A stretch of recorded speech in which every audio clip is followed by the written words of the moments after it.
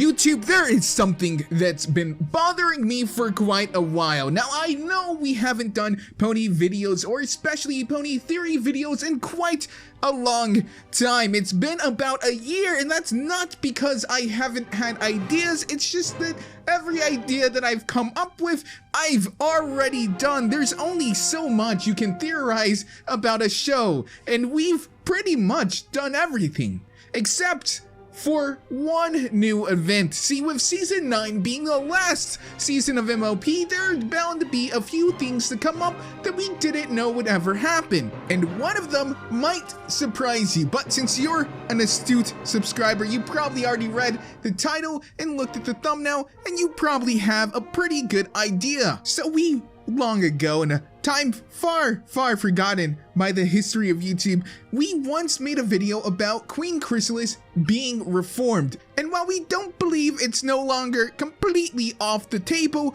we do believe that a transformation is probably bound to happen with Queen Chrysalis. The changelings transformed into what they are now because they willingly gave love to one another. They shared it for the first time ever. And that sharing of love transformed them into what they are now. They still have their powers, they still feed off of love, but it's more wholesome, it's more organic, and they can feed off of one another. But there's something in there. There's something that we all overlooked that I don't think a lot of people ever really stopped to think about. It wasn't the act of them sharing love in a good way, it was just the act of them sharing love, period. Starlight never did anything to make them love her specifically. This was all mutual love sharing. Love and friendship for those you grew up with. Your family, essentially. It's a lot different than choosing to be friends with someone else. You can pick your friends, you can pick your enemies sometimes, but you can never pick your family. Still, you can make the active decision whether or not to enjoy their company or to make an effort to. And I think that's all we saw. We saw changelings opening up to the idea that they can be close with one another, and that they can be close with other people, and that sharing and feeling emotions don't make you weak, which is ironic because literally other people sharing their emotions make them stronger. So it's a very interesting mentality to have in the first place.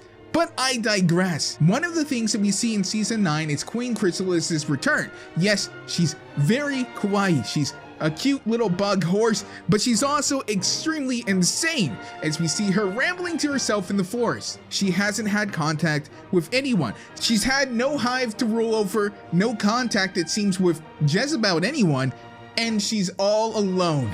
That is until Grogar transports her to the same place as Sombra, T-Reg, and Cozy Glow. Together, they're forming essentially the My Little Pony version of the Legion of Doom. However, when you get a bunch of megalomaniacs together in one room, they don't exactly always mesh well. And we see as such, Sombra would much rather go off and do things himself without having to share it with Grogar or anyone else, and while they respect Grogar, none of them really want to work underneath him. That goes especially for Queen Chrysalis, someone who wants to rule, someone who wants to be at the top. She didn't just stop at naming herself princess, which seems to be the norm for this world. She named herself queen for a reason. But all that might just change because of one little small factor. Cozy Glow likes to lead as well, and one of the things that she likes to lord over people is her knowledge of friendship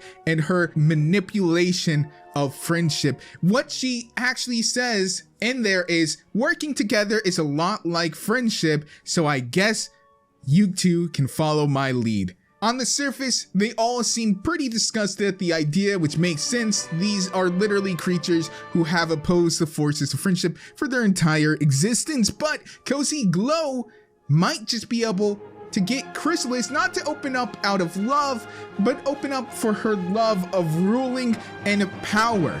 If she decides to work with T-Reg and Grogar and Cozy Glow, put aside her prejudice and her hatred of everyone who is alive, and willingly works with them, she is essentially doing the same act that the other changelings did. She is willingly giving her love, her respect, and her friendship to other creatures, something that we haven't seen her do before. And if giving it out of not even necessarily positivity, but a mutual sense of respect of one another's siblings causes you to transform into a good version of a changeling, what does giving it out of the necessity to achieve mutual goals do? As we can see, there are multiple versions of changelings. There's at least 2 canon versions, and if there's 2, why can't there be 3? If there's a positive, there has to be a negative. Now, I'm not saying that this will happen. In fact, I haven't read the synopsis, so maybe it's disproven, but I feel like reading them would be cheating. It's not really fair to go ahead and look at those. And even then, there is always the comics. And in fact, Queen Chrysalis has had a very, very different upbringing in the comics versus what she has in the show. So it's not completely out of left field to think that something like this could happen. We've seen a myriad of transformations, even the inclusion of what would happen if Nightmare Moon took over Rarity. But hey, at the end of the day, this is just for fun. It's not to be taken too seriously. After all, it's just a theory, the pony theory. I've been Faith or Moliminous. I know it's been a year, but I thank you guys for watching. And please, I love your faces, so I hope you at least like my video. And I will see you guys in the next one.